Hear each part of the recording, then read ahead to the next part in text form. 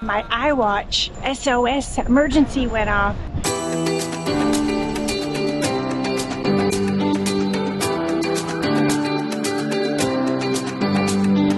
Everybody tells you to visit Lisbon, and they'd be right. But they do tend to forget about the hills. This city is famously built on 7 hills. And trust me, after a day of walking all over, your feet really feel every single one of those hills. It's exhausting.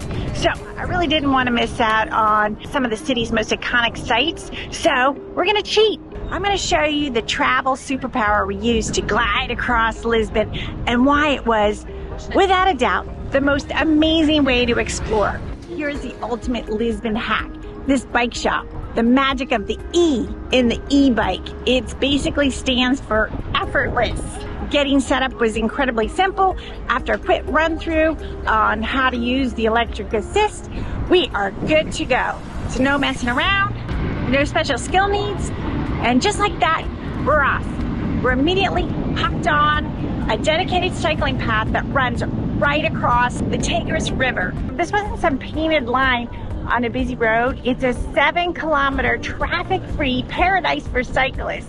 The path is almost completely flat, and it stretches all the way from the city center to the Tower of Bella. So instead of grinding on steep cobblestone streets, we were just cruising. Bike trail, but all cobblestone. The breeze off the river, the wide open spaces.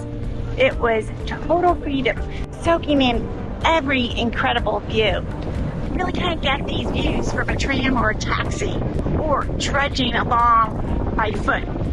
So we're gliding, and the electric assist is so smooth you can barely notice it, making the whole trip feel like a gentle downhill ride, even though it is flat.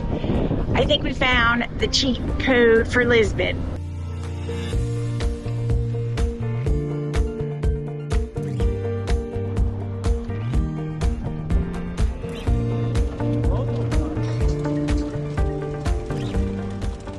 Secret superpower of the e-bike. So as we're cruising along, we cruise right underneath the San Francisco Bridge. No, not really. San Francisco? No, Lisbon.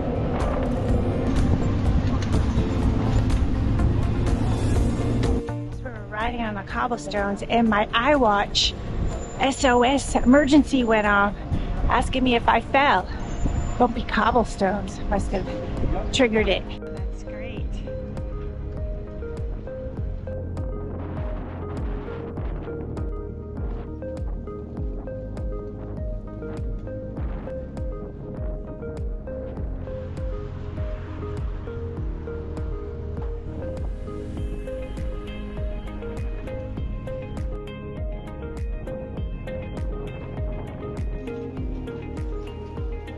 I mean, the most relaxing 30 minutes of travel ever. You see the icons, the rolling views, first the impressive monuments to the discoveries, a tribute to Portugal's age of exploration, and then just a bit further down, the legendary Belém Tower. And this is a 16th century fortress still right at the water's edge. So we rolled right up, no sweating, no sore legs, no empty wallet. Well, I did take the bike tour, and it was only $26 for the rental and the tour.